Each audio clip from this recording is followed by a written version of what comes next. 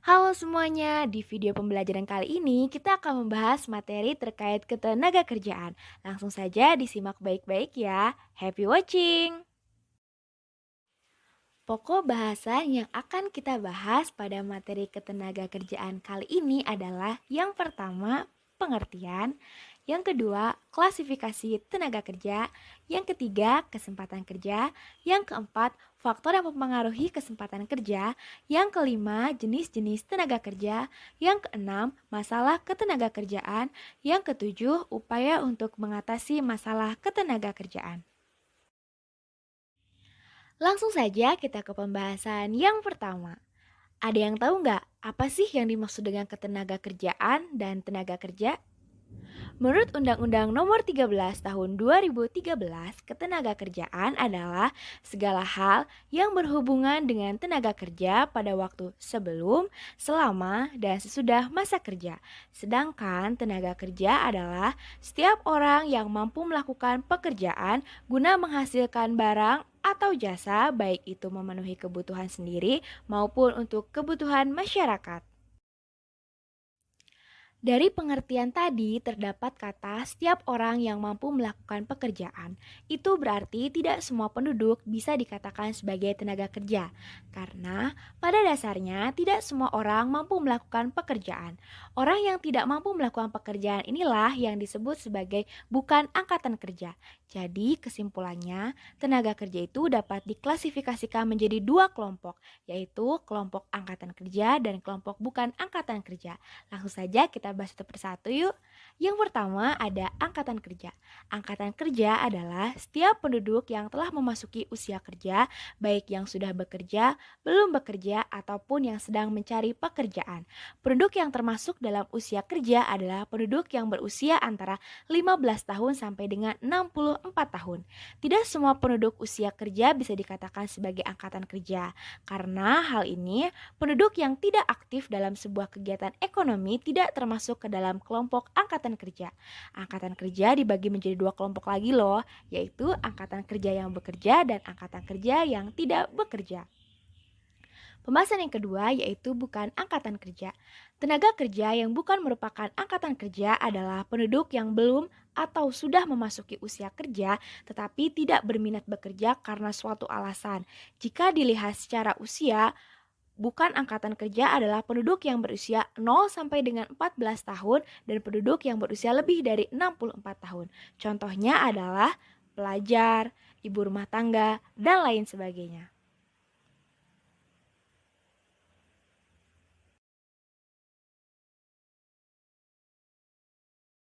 Pembahasan selanjutnya adalah kesempatan kerja.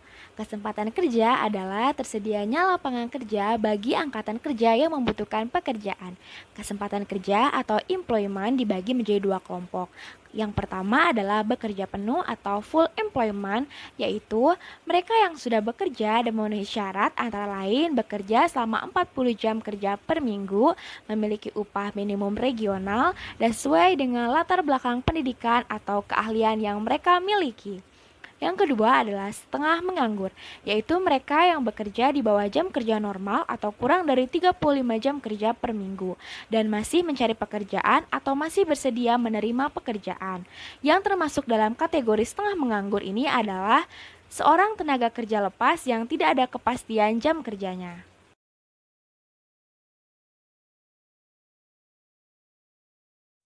Selanjutnya adalah faktor-faktor yang mempengaruhi kesempatan kerja. Yang pertama ada usia tenaga kerja, yang kedua ada tingkat pendidikan, pengetahuan, keterampilan, dan keahlian. Yang ketiga ada lapangan kerja yang tersedia atau permintaan dan kebutuhan tenaga kerja. Yang keempat jumlah angkatan kerja yang tersedia. Yang kelima besarnya permintaan total masyarakat. Yang keenam, besarnya investasi yang dilakukan perseorangan dan badan usaha swasta. Yang ketujuh, kemampuan pemerintah dalam melaksanakan pembangunan. Yang kedelapan, ekspor dan impor yang dilakukan.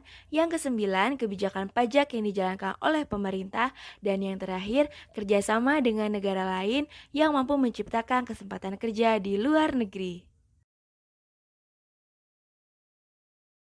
Pembahasan selanjutnya yaitu terkait jenis-jenis tenaga kerja.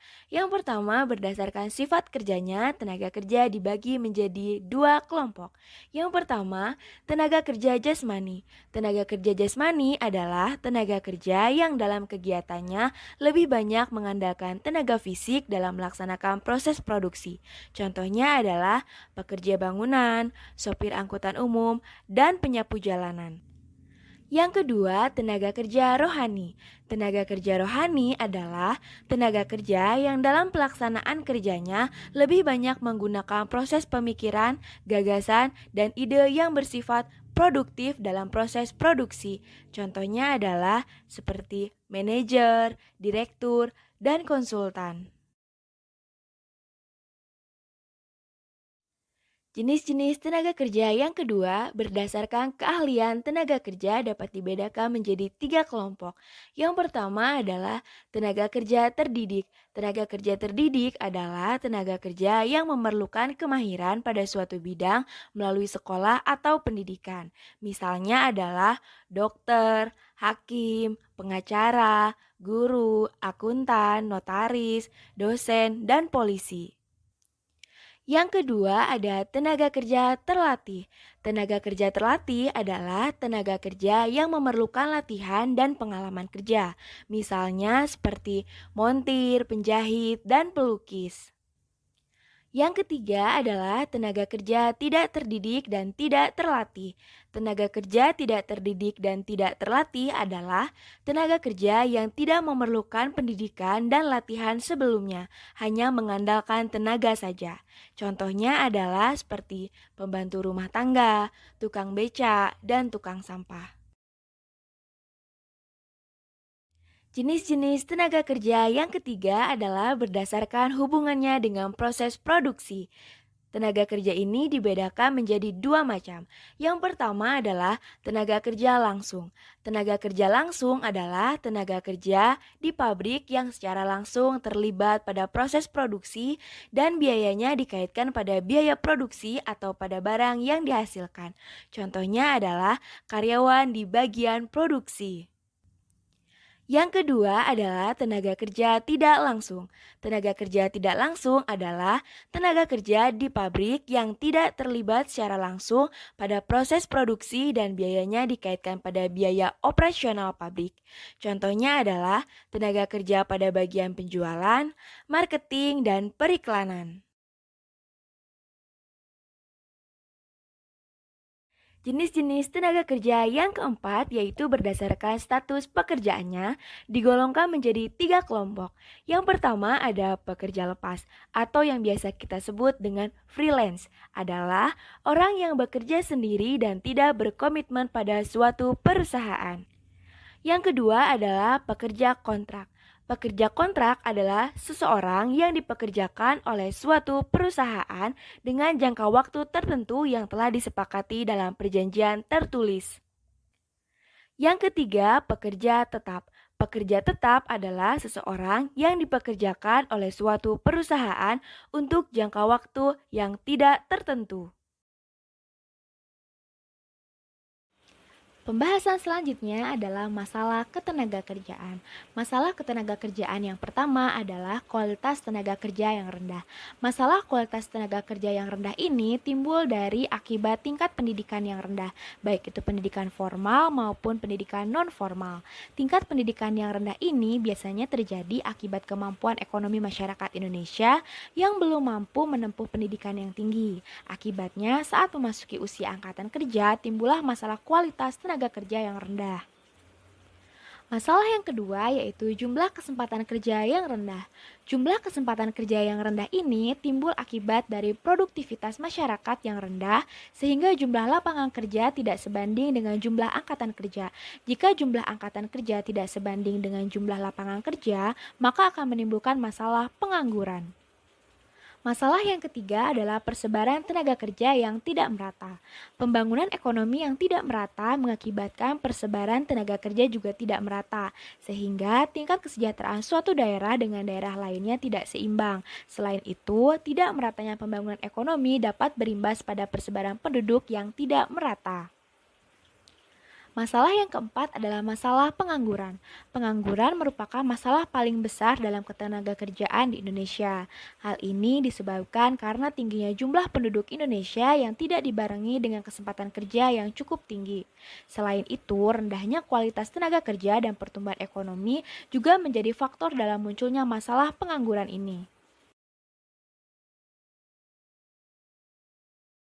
Pembahasan yang terakhir yaitu upaya untuk mengatasi masalah ketenagakerjaan. Tidak bisa dipungkiri bahwa kecenderungan dunia usaha saat ini adalah menerima tenaga kerja yang siap pakai dan memiliki nilai lebih berupa tingkat pendidikan dan keterampilan tertentu. Salah satu langkah awalnya adalah meningkatkan mutu tenaga kerja. Upaya meningkatkan kualitas tenaga kerja adalah sebagai berikut. Upaya yang dapat dilakukan oleh pemerintah yang pertama adalah menyusun kurikulum pendidikan, yaitu dengan menyusun kurikulum pendidikan yang dapat menghasilkan lulusan yang berkualitas dan sesuai dengan syarat-syarat dalam dunia pekerjaan. Yang kedua, pendirian lembaga pelatihan. Pendirian lembaga pelatihan yaitu berguna untuk meningkatkan keterampilan masyarakat seperti Balai Latihan Kerja atau BLK. Yang ketiga, menyusun dan melaksanakan program yang mendukung tercapainya sistem tenaga kerja. Yang kedua, upaya yang dapat dilakukan oleh pihak swasta atau perusahaan adalah bekerja sama dengan sekolah atau kampus untuk kerja praktik atau program pemagangan melalui latihan kerja di perusahaan yang bersangkutan, sehingga program ini akan memberikan pemahaman yang baik kepada calon tenaga kerja mengenai dunia kerja yang sesungguhnya. Upaya yang ketiga adalah upaya yang dilakukan oleh individu.